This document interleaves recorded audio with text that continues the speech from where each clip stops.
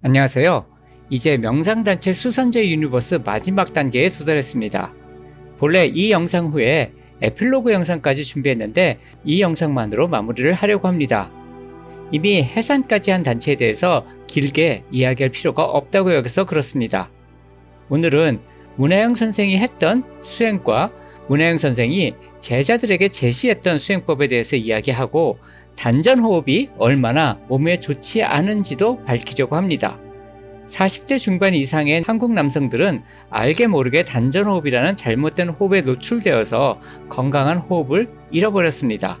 이러한 부분도 한번 짚고 넘어가야 할 부분이라고 여깁니다. 문하영 선생에 대해서는 본인의 저술과 선도 체험기에 나온 부분 외에는 알 수 있는 정보가 제한적입니다. 이 두 가지 자료를 보면 일단 문하영 선생은 단학선언의 이승헌 선생과 같이 통일교 출신으로 보여집니다. 통일교 교리는 신과 지, 정, 의 수준에서 하나가 되는 길을 이야기합니다. 지, 정, 의에서 지는 지성이고 정은 감정이며 의는 의도 또는 의지를 의미합니다.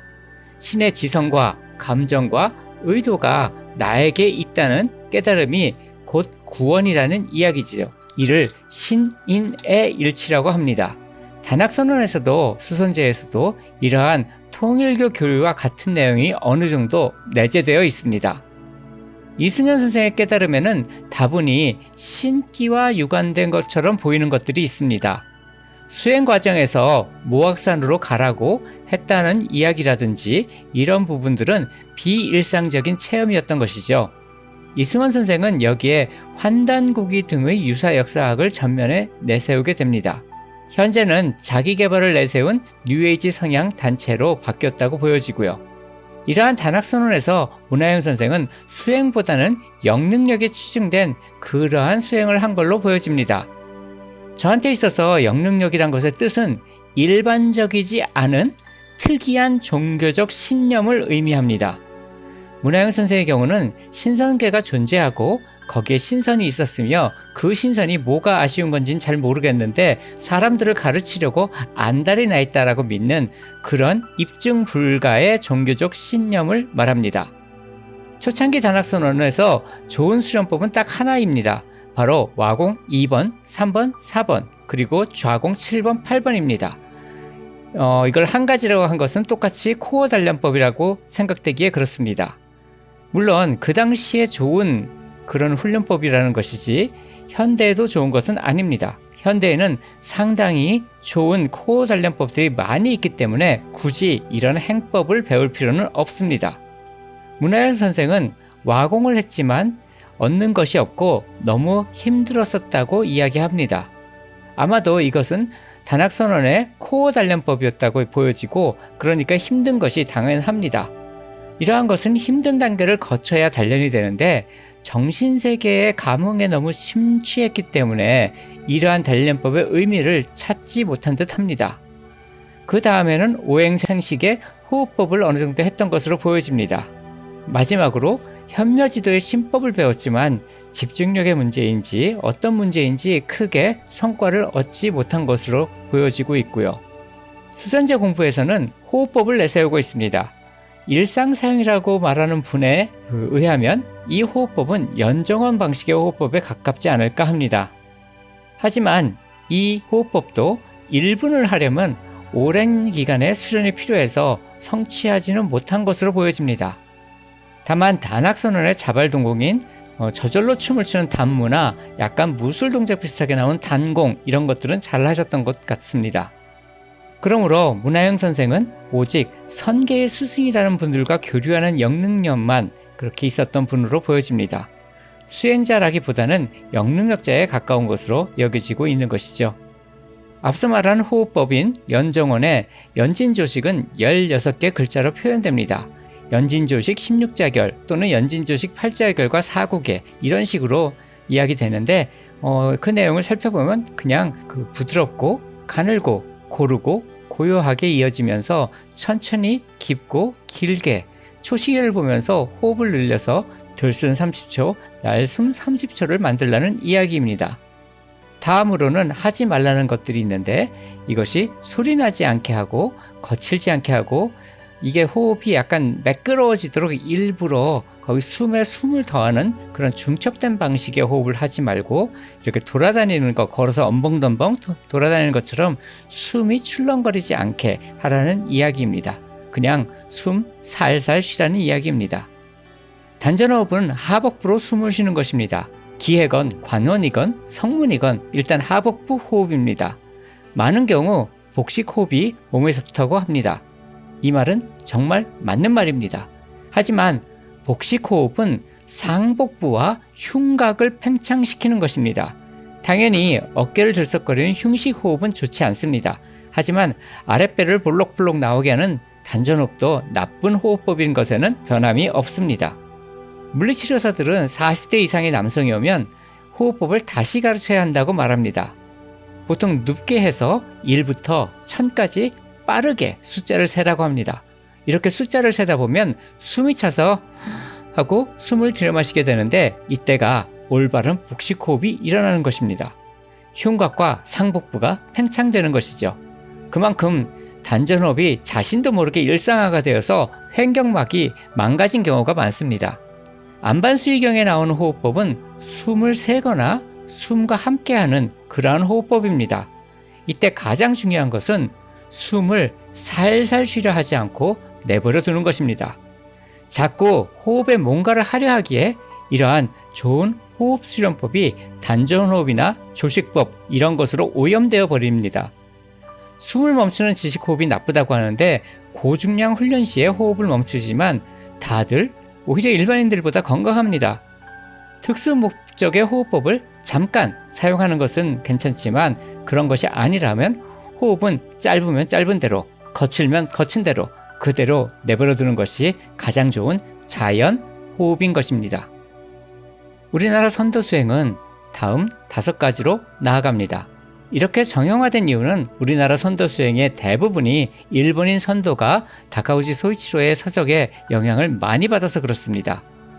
이후에 중국에서 기공이 들어왔지만, 일단 초창기에 대만에서 선도를 배워온 다카우지 소이치로 서적이 번역되면서 많은 영향을 주었기에 그렇습니다.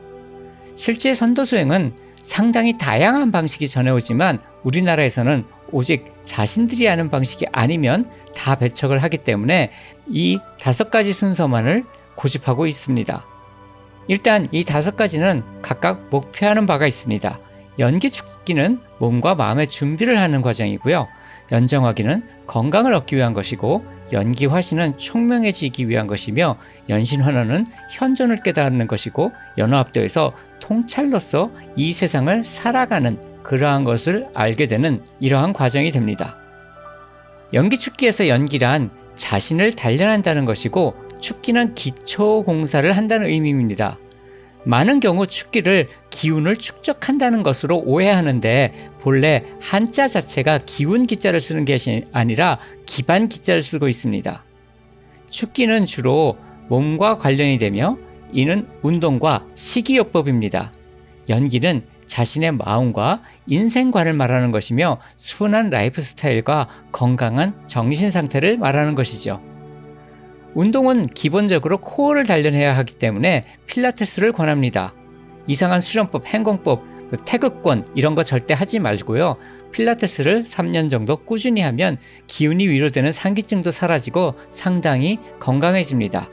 코어가 단련됐기 때문에 그렇습니다. 그리고 여기에 더해서 스쿼트를 권합니다. 그리고 용천혈을 자극하고 단련하고 싶다면 줄넘기를 매일 15분씩 하면 됩니다. 줄넘기보다 더 용천혈이 자극되는 수행법은 없습니다. 1년 동안 필라테스를 일주일에 2-3회 정도 다니고, 스쿼트를 100개 이상 목표로 해서 행하고, 줄넘기를 15분 이상 꾸준히 하게 되면 축기가 완성이 됩니다. 1년 정도 이렇게 하면 기본적으로 몸이 됩니다.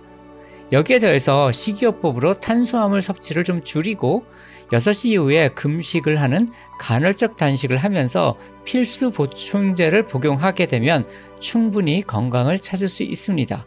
이 이상의 축기법은 존재하지 않습니다. 대개 이런 거 하기 힘드니까 행공이네, 음양식사네, 태국권이네, 내각권이네, 이런 거 생식이네, 이런 거를 하고 있게 되는 것입니다. 그리고 운동에서 등산은 그다지 권하지 않습니다. 일단 영매 체질자라면 접신하기가 쉽고 그렇지 않더라도 의외로 부상을 많이 당하는 것이 등산입니다. 꾸준한 등산으로 오히려 몸이 천천히 망가지는 경우도 많으니 운동 삼아 등산을 시작하는 것은 좀 많이 조사를 하고 심사숙고하고 준비를 충분히 한 다음에 하는 것을 권합니다. 다음으로 이야기할 것은 연기라고 하는 순한 라이프 스타일입니다. 이는 외부적인 요인으로 적절한 직업과 자신을 소개할 때 한 단어로 소개가 가능하도록 하는 그러한 인생을 말합니다. 모모 회사 팀장입니다. 프리랜서 웹디자이너입니다. 이런 것은 그냥 한 단어로 설명이 됩니다. 근데 대체의학 어떤 무슨 테라피 과정을 수료한 전문 힐링 어쩌고 이렇게 하게 되면 이거는 한 단어로 지금 설명이 되지 않는 것입니다. 가능하면 모든 사람들이 이해할 수 있는 그런 직업을 갖는 것이 좋습니다. 계율은 지키는 것보다 지키기 좋은 라이프 스타일을 선택하는 기준점이 되는 것입니다. 예를 들면 거짓말 하지 말라는 계율을 지키는 것도 중요하지만 거짓말을 하지 않아도 괜찮은 직업과 교우 관계를 갖는 것이 더 중요한 것이 됩니다. 계, 정, 해, 산무로학 중에서 계학이 가장 앞선 이유가 이것입니다. 마지막으로 연기에서 외부가 아닌 내면 정신세계에 대해서 이야기하겠습니다. 프로이트는 건강한 정신의 소유자란 일하고 사랑하는 능력을 가진 정신이라고 했습니다. 개인적으로 이거야말로 초능력이라고 여깁니다. 일하고 연애하고 행복할 수 있는 그러한 건강한 마음이 초능력자의 마음이라고 여깁니다. 일단 여기까지 하고 나서야 다음 단계로 나아갈 수 있습니다. 보통 한 1년 정도 잡아야 됩니다. 앞서의 그 운동요법 때문에 그런 것이죠. 연기축기는 연정화기로 이끌기 위해서 먼저 행하는 기초과정입니다. 이렇게 연기축기로 만들어진 몸과 마음의 정수 또는 그 정화가 되는 것을 단련하고 변화시켜서 기운으로 바꾸는 과정이 연정화기가 됩니다. 그러니까 연기축기가 안 되면 바꿀 정화가 없는 것입니다. 그 사람의 몸과 마음의 정수가 없는 거예요. 그렇기 때문에 연기축기가 안 된 상태에서 아무리 연정화기, 단전호흡 이런 걸 해봐야 의미가 없습니다. 또한 기운이란 것은 단지 감각의 재현에 불과하다고 여깁니다. 어떤 기운도 어떤 기감도 신경계 반응에서 벗어나지 않습니다. 특히 자율신경계를 조절할 수 있는 능력을 단련하는 것이 기공이라고 여깁니다. 이러한 훈련법은 소주천이나 대주천 이런 것보다는 슐츠 자율훈련법, 아우토겐이라는 것을 권합니다. 아우토겐 트레이닝은 언어와 자율신경 반응을 일치시켜서 내가 어떤 말을 하면 그것에 자율신경이 반응하도록 훈련을 하는 것입니다. 반복된 훈련으로 이것이 가능해지면 연정화기를 마스터한 것입니다. 이것이 되면 임동맥 주천이 된다 라고 말하면 그 반응이 자율신경계에 일어나서 저절로 임동맥의 주천이 일어납니다. 정확히는 주천의 기감이 일어납니다. 이러한 것을 신법이라고 하는데 대개 신법을 말하는 그런 수행단체들은 이러한 암시법에 낙후된 방법을 쓰고 있는 것입니다. 그래서 이렇게 낙후되고 위험성 있는 걸 하지 말고 과학적으로 연구가 되어온 아우토겐 트레이닝을 하는 것을 권장합니다. 아우토겐 트레이닝 기본 과정은 6단계로 사지중감, 사지온감, 심장지연, 호흡지연, 복부온감, 이마 양감을 언어로 일으키는 것입니다. 팔이 무거워진다고 한 3번 정도 말하고 팔이 무거워졌는지 체크하고 다시 이를 행하고 체크하고 이런 식으로 말로 행해진 것이 곧 느낌으로 나타나는 것을 훈련하는 것입니다. 그래서 아우토겐 트레이닝을 함으로써 얻어지는 이러한 감각의 컨트롤 방법으로 모든 종류의 기감을 할 수 있고 전신수천이라든지 대주천이라든지 이런 모든 것들까지 가능해지는 것입니다. 연기화시는 의식을 수련하는 것으로 아우토겐 트레이닝 고급 과정을 행하면 이것이 성취가 됩니다. 우선 머릿속의 생각이 사라진다는 말을 하면 그것이 무념무상을 만들어내는 것을 훈련합니다. 앞에서는 신경계 반응을 언어로 조작하도록 훈련했는데 여기서는 의식과 인지를 언어로 조작하는 것을 훈련하는 것입니다. 그래서 생각이 사라진다 라고 말하고 진짜 사라졌는지를 체크하고 하는 것으로 반복되는 훈련을 하는 것입니다. 이렇게 언어를 통해서 인지가 조절되면 색을 말하면 그 색이 감은 눈의 눈꺼풀에 나타나도록 합니다. 이것이 되면 단순한 형태의 물건을 말하고 떠오르게 합니다. 이렇게 언어로 지칭한 것을 눈앞에서 시신경이 재구축하도록 훈련을 합니다. 마지막으로는 추상적 개념을 말하고 그것을 나의 신경계가 어떠한 시각 이미지로 구축하는지를 살핍니다. 평화, 고요함, 사랑, 행복 이런 것을 시각적으로 어떻게 표현하는지 그리고 그 표현 자체가 어떤 과정으로 일어나는지 이런 것을 훈련하는 것입니다. 이렇게 색상, 모양, 개념 이 3단계로 시각화 훈련을 합니다. 다음으로는 자신의 정체성에 대한 규정을 언어로 합니다. 나는 매력이 있다라든지 나는 총명하다든지 이러한 것을 말하고 실질적으로 그러한 느낌이 들고 실질적으로 그러한 능력이 배양되고 있는지 이런 것을 훈련해 나가는 것입니다. 그리고 마지막으로는 자신이 가진 문제를 던지고 그 해답이 시각적 이미지로 나타나는 것을 훈련합니다. 이 과정에서 가장 중요한 것은 기본 과정을 제대로 하고 나서야 고급 과정을 올바르게 진행할 수 있다는 것입니다. 아우토겐 트레이닝 슐츠 자율훈련법은 인터넷에서 검색해 보시면 자료가 많이 있기 때문에 따로 그 디테일을 설명드리지는 않겠습니다. 연기 축기와 연장하기와 연기 화신 이 세 가지 과정은 마음으로부터 벗어나는 과정입니다. 여기서 마음이란 내면을 의미합니다. 내면에서 벗어나서 외부의 현생을 살아야 이 5단계 중에 3가지 단계가 성취가 됩니다. 어디 수련원에 처박혀서 수련하는 것으로는 절대로 이 3번째 단계까지 수련이 되지 않습니다. 정확히는 연기 축기도 잘 되지 않습니다. 이 3가지 단계를 하기 위해서 보조적으로 행해야 되는 것은 여기서 말한 3가지 몸에 대한 것, 공간에 대한 것, 그리고 관계에 대한 것 3가지를 행해야 합니다. 라이프 속에서 말이죠. 우선 몸에 대한 것으로는 감각과 활동이 있습니다. 이 감각과 활동으로 의식을 돌려보는 것입니다. 마음에서 벗어나서 몸으로 가는 것이 첫 단계입니다. 감각은 내수 감각과 외수 감각이 있습니다. 간단히 말하면 몸 안에서 느껴지는 감각과 몸 밖에서 느껴지는 감각이 있다는 것이죠. 이 2가지를 구분해서 알아차리는 것만으로도 마음에서 벗어날 수 있습니다. 내 몸에 내부 장기가 주는 느낌인지 내가 물건을 막 만져서 느끼는 느낌인지 그런 것을 알아차리는 것이죠. 활동은 운동과 표현이 있습니다.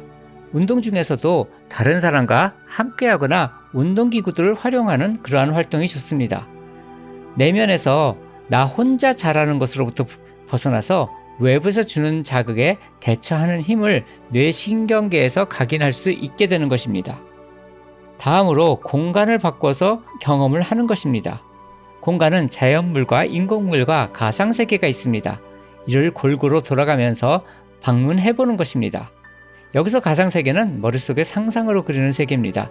머릿속의 세계는 이 3가지 중에 가장 자극도가 낮으므로 가끔씩만 사용합니다. 최종적으로 인간관계입니다. 인간관계가 협소해지고 사람 많은 곳을 피하고 싶어진다면 그건 본인이 신기 수련을 하고 있다는 이야기입니다. 특정 분야의 전문가의 만남을 갖고 동료들과의 시간을 가지면서 나의 공동체가 점점 커져가는 라이프 스타일을 가져야 합니다. 이것이 이루어지면 내 수행이 성과를 내고 있는 중이라고 여길 수 있습니다. 연신환원은 우선 현존의 중심을 찾는 것으로부터 시작합니다.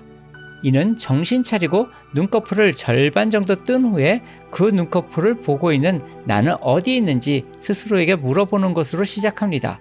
그렇게 되면 머릿속이건 가슴속이건 아니면 몸 어딘가에서 내가 있다는 느낌이 들게 됩니다. 그렇게 내가 있다는 느낌이 드는 그 중심자리가 잡히면 이 중심에서 지금 경험되는 것들을 알아차립니다. 경험되는 것들이 나의 일부가 아님을 이해하고 그것으로부터 탈융합해서 고요해지게 되면 이제 현존의 중심, 내 몸 안에 있는 어딘가에 있는 그 중심점을 알아차립니다. 그러면 이 중심점 역시도 방편상의 중심이라고 이해를 하고 내 밖으로 놓아줍니다. 이렇게 현존의 중심을 초월하고 현존의 중심으로부터 내가 사라지는 것, 이것이 연신 환화의 단계입니다. 이렇게 사라졌지만 존재하는 그러한 상태가 발생합니다. 이를 발화자는 진실이라고 표현하는데 이 부분에 대해서는 뒤에 다시 설명하겠습니다. 이제 최종적으로 현실로 되돌아오는 단계입니다. 앞서 연신환화에서는 초월적인 시각을 갖추게 됩니다. 하지만 우리는 현생을 사는 것이라 이것이 올바른 완성이 아니란 것을 알고 있습니다. 현실로 돌아와서 하늘을 공경하고 사람을 사랑하는 삶을 사는 것이 수행자의 마땅한 모습입니다. 명명덕에서 명덕은 공공의 화합인 공화입니다. 앞에 명은 명확하게 한다는 뜻입니다. 명명덕은 공공의 화합을 명확하게 한다는 것을 의미합니다. 우리가 성취해야 하는 것은 경천해인을 실천해서 명명덕을 얻는 것입니다. 여기에서 우리는 세상 속에서 유유자적하게 사는 참된 인간인 진인의 소요율을 경험합니다. 수행이 성취했다고 주장하는데 인격이 그다지 높아 보이지 않는 사람들이 있습니다.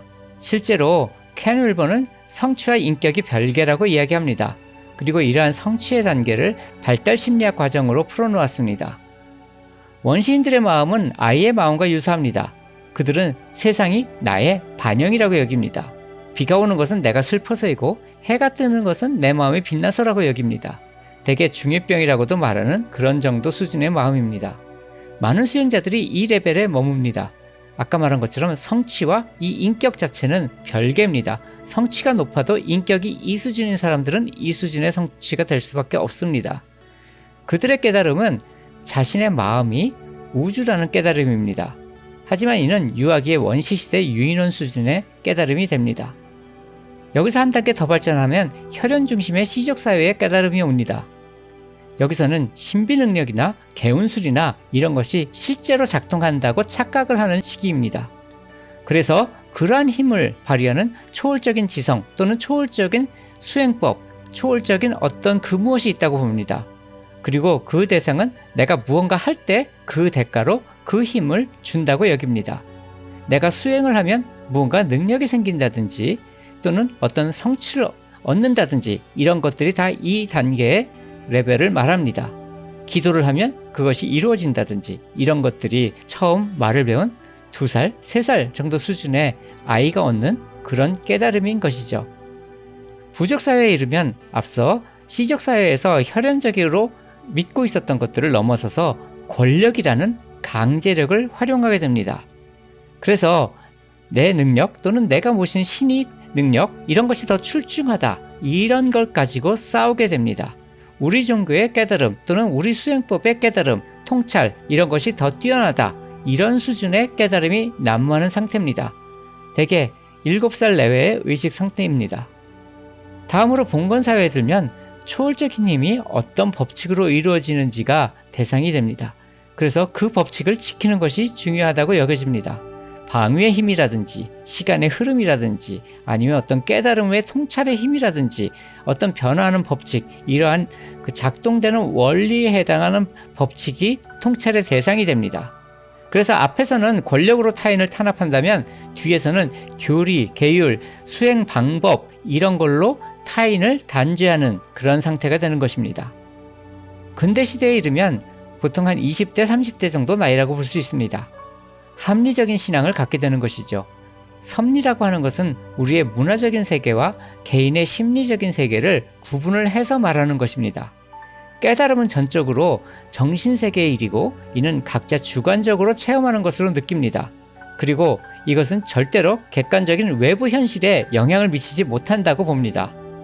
굉장히 편협하고 좁은 시각이긴 하지만 최소한 정상적인 사람들을 키워내는 그러한 방법이 됩니다. 많은 고등 종교들이 이러한 관점을 갖고 있습니다.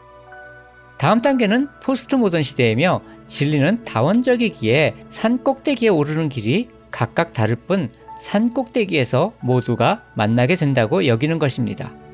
하지만 대개 말은 이렇게 하면서 그래도 우리가 더 빨리 도착한다든지 아니면 그래도 우리의 성취가 더 의미가 있다든지 하는 이런 소리를 하게 되는데 그거는 포스트 모던이 아니라 과거 부족 사회의 통찰이 포스트 모던 방식으로 표현되는 것일 뿐입니다. 포스트 모던은 내가 하는 것이나 다른 사람이 하는 것이나 동등하게 가치가 있다라는 관점을 갖는 것입니다. 그러니까 남이 하는 것에 관심을 가질 필요도 없고 내가 하는 것만 열심히 하면 되는 것이죠. 그리고 다른 사람들과 다툴 것도 없고 무엇인가 교류를 통해서 서로 배울 것도 없습니다. 통합시대는 발화자의 진실이라고 말합니다.